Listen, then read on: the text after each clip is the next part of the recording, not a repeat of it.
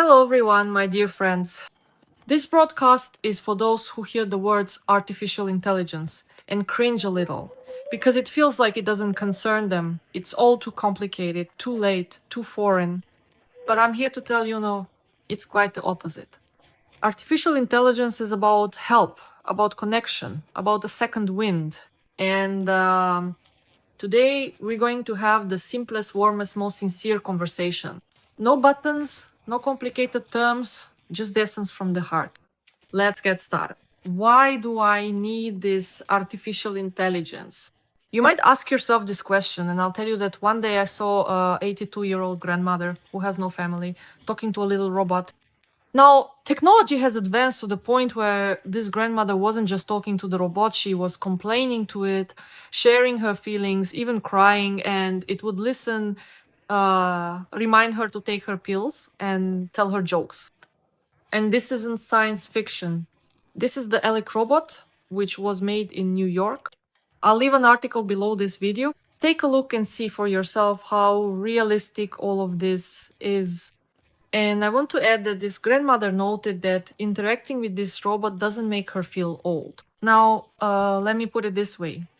Wisdom versus buttons. You don't need to know how a neural network works, just like you don't need to understand how a refrigerator is built in order for it to cool. What you need is for no one to forget your birthday, for someone to help you record a video for your grandchildren, or to suggest a pie recipe.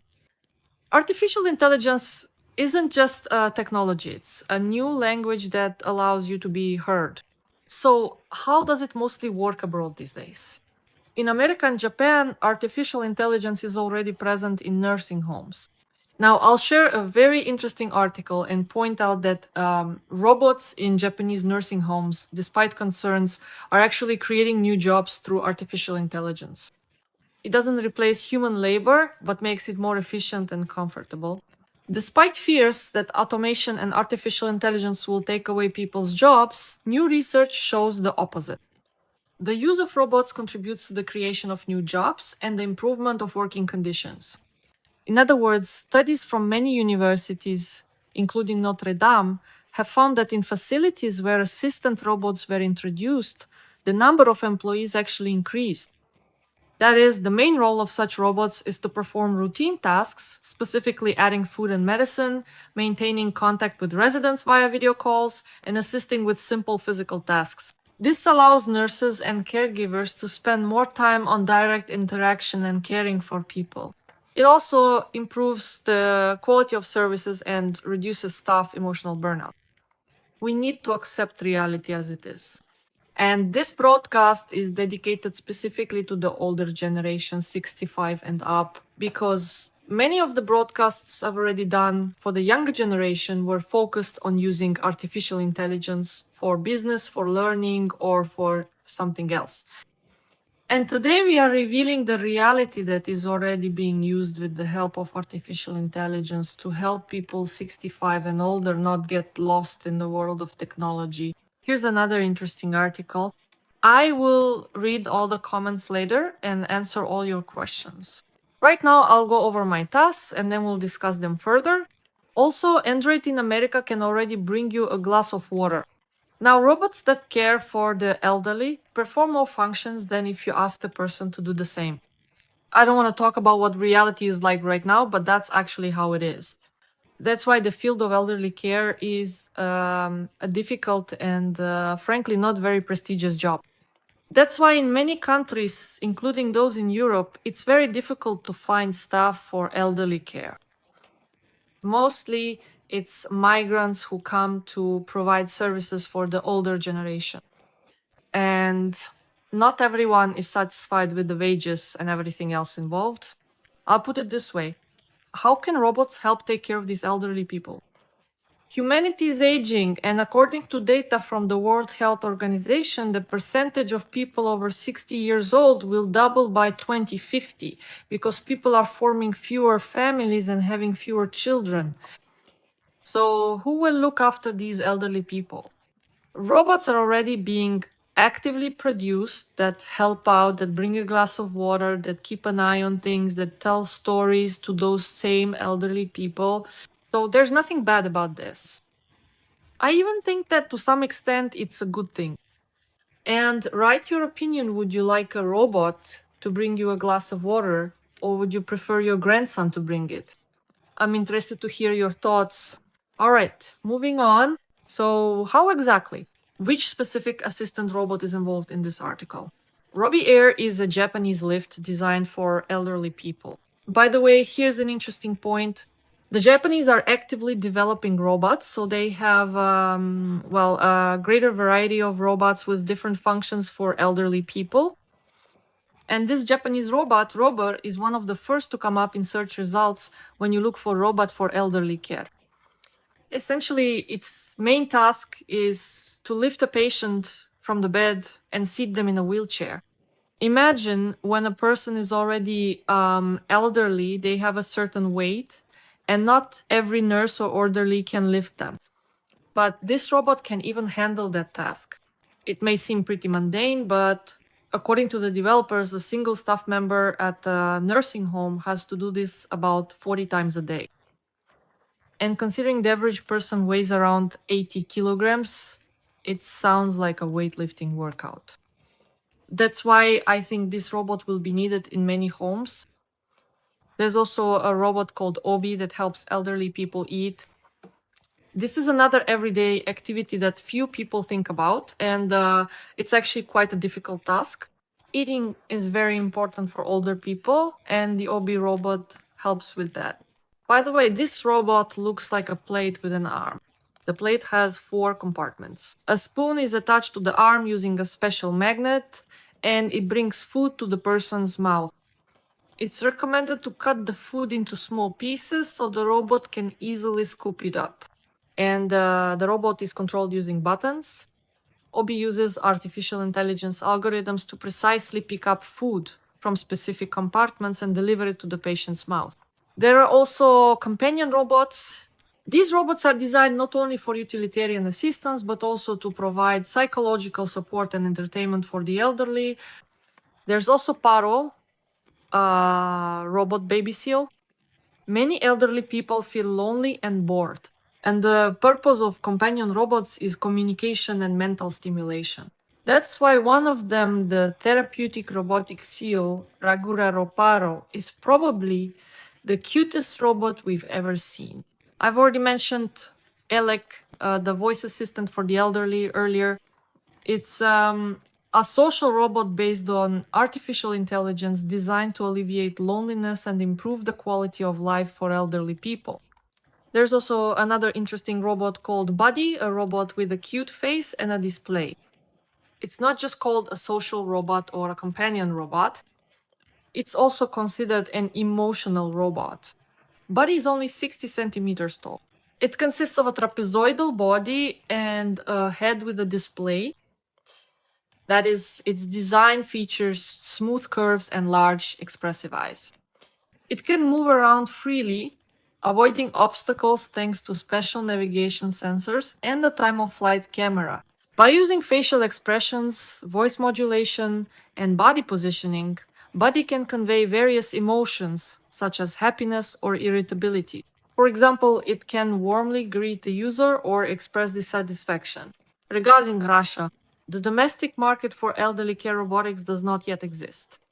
However, innovations in the field of care, specifically elderly care, have not bypassed Russia. For instance, the social center OPECA offers a service called Smart Care. But here, by the way, a special AI algorithm analyzes footage from video cameras and can detect falls, deteriorating health, an iron left on, or even an intruder in the apartment if it notices one. So, what else interesting did I find? Yes, I do read articles, but I skim through them because I'm not planning to read you bedtime stories. An interesting article. Well, for those who are interested, it will be interesting. Today's broadcast is for 65 plus. So, kids, please go to bed. Moving on. Who else did we have here that was interesting? The Care Credit bracelet. By the way, Care Credit is quite a good device. It's a bracelet that alerts you to falls, apathy, and insomnia. I'll leave the link in the broadcast, under in the broadcast description. Zorobots. Humanoid robots that lead exercises, tell stories, and help with dementia. Let's take a look at these robots. What interesting things are being said about them? Zora. It may look like a cute toy, but this robot is part of an important experiment in France that could change the field of elderly patient care. This robot arrived at the Jurea Nursing Hospital near Paris, and unusual things started to happen. What exactly was it? Many patients began to develop emotional attachments. By the way, let me know in the comments how bad or good you think it is that robots evoke emotional attachment, or rather, that the older generation develops emotional attachment to these robots. Because there are certain nuances. For example, I have a smart viewer named Gareth Kator, maybe it's Cot. He tells me that the 65 plus audience is already asleep at this hour. But believe me, this broadcast won't just be watched now, it'll be watched tomorrow as well, and even translated into other languages. So tell me, please, since you're so active in the comments, is it good or bad to get used to a robot? Because many people are already accustomed to phones. I'm interested in listening to you, the younger generation who don't sleep on my air. How does this Zorro work? She can become a friend to people in nursing homes and hospitals. Not all relatives are able to visit the elderly, and there is not enough staff to do this.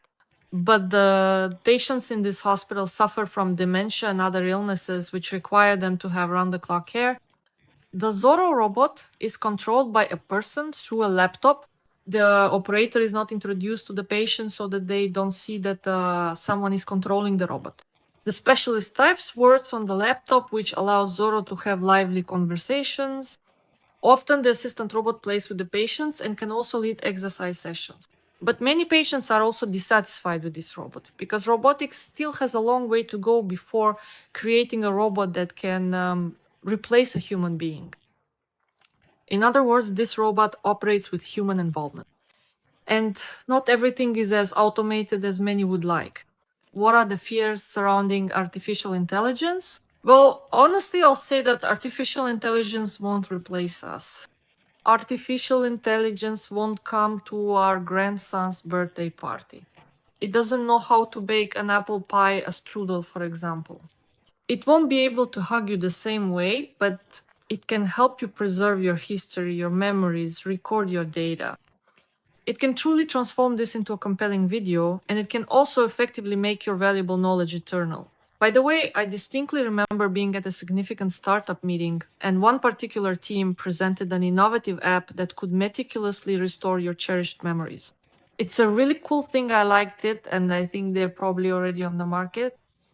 But the fact that artificial intelligence can do this too, well, that's something that also has its own meaning. Let me keep reading. Artificial intelligence even helps with medicine. Now, just think about that. In 2025, the FDA, the main US regulator, announced drugs can be approved faster with the help of artificial intelligence. And here's a interesting link to an article. I'll leave everything in the description under this video. What's the essence of this approval? They want the department to incorporate the use of artificial intelligence to study applications for devices and drugs. What this will do is reduce the approval process by years. In other words, every country is looking for ways to cut costs and monotonous processes. That's why they're now calculating that with the help of such a robot, it will be possible to calculate drug prescriptions years in advance. And the plan also proposes requiring only one large-scale patient study to simplify the approval process. That's what's happening right now. So, artificial intelligence models the body's reactions, analyzes millions of data points, and helps doctors make decisions faster and more accurately. What does this achieve? It means that drugs for cancer, diabetes, and dementia will appear faster, and there will be fewer tests on animals. Next, treatment will become cheaper and more accessible. Artificial intelligence is not a threat, but a leap forward. That's why this will be especially important for the older generation. Where should you start if you're afraid of all this? Well, here are 3 simple actions you can take. Ask your child to turn on the voice assistant and ask it how to make borscht, then record the voice message and we'll turn it into a video postcard. write to me, and together we'll create a video of your name using artificial intelligence. Artificial intelligence is a bridge, not a replacement. That is, in my videos, I've already made these mini reviews for the 65 plus generation, showing how they can use things like ChatGPT. I think this will be useful because not everyone can go to all sorts of courses or relearn everything from scratch right now, but there are basic things you can do like dictating tasks, and artificial intelligence, the same ChatGPT will give you answers. I think all of this will come in handy. So I want to emphasize that I wouldn't want you to feel left out in this digital age. You are exactly what is needed most. It's just that your language is about depth, not speed. Artificial intelligence isn't for geniuses. It's for real people with a story. It just helps to tell everything further. So let's take a look at the comments. There were so many of you. Today I have an active Garrett cat. Garrett cat, did you want to talk about Terminator? You're talking about robots.